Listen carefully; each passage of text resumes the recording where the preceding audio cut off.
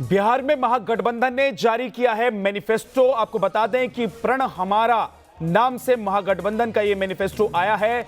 10 लाख युवाओं को रोजगार देने का वादा किया गया है। सरकार बनने पर पहली कैबिनेट में मुहर लगेगी, इसका भी जिक्र इस मैनिफेस्टो में है।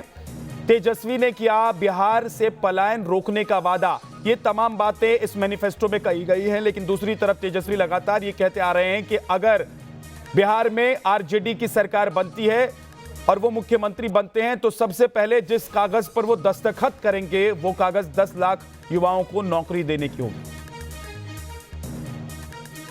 कि हमने जो वादा किया था, क्योंकि हम ठेठ बिहारी हैं, जो कहते हैं वो करते हैं। पहले भी कहा था डीएनए शुद्ध है।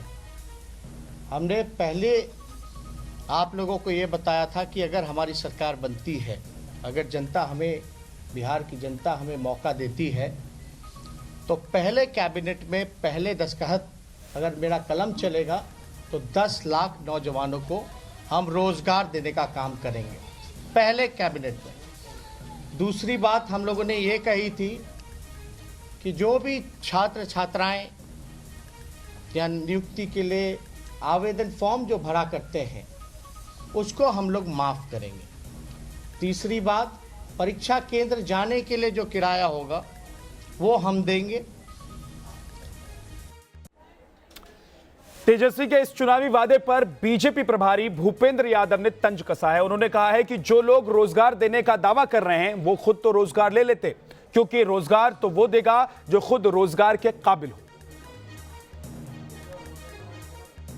रोजगार तो वो देगा ना जो खुद रोजगार के काबिल होगा, और जिसको नेता बनना लगता हो, नेता को तो योग्य होना चाहिए।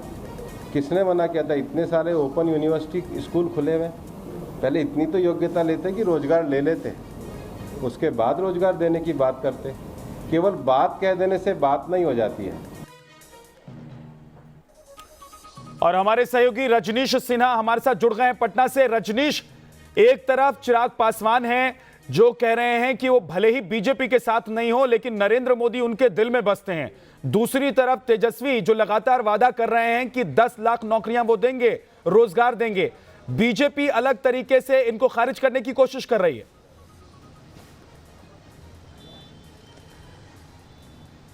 बिल्कुल, देखिए विद्या, इस वक्त बिहार में जो चुनाव हो रहा है बहुत ही रोचक स्थिति में है, क्योंकि एक दो नहीं, यहाँ पर 6 मुख्यमंत्री के चेहरे हैं। अलग अलग गठबंधन अलग अलग मुख्यमंत्री का चेहरा बता रही है। एनडीए नीतीश कुमार को, महागठबंधन तेजस्वी को, चिराग की पार्टी चिराग को, पप्पू यादव की जो गठबंधन है पप्पू यादव को, उपेंद्र कुशवाहा का जो गठबंधन है वो उपेंद्र कुशवाहा को।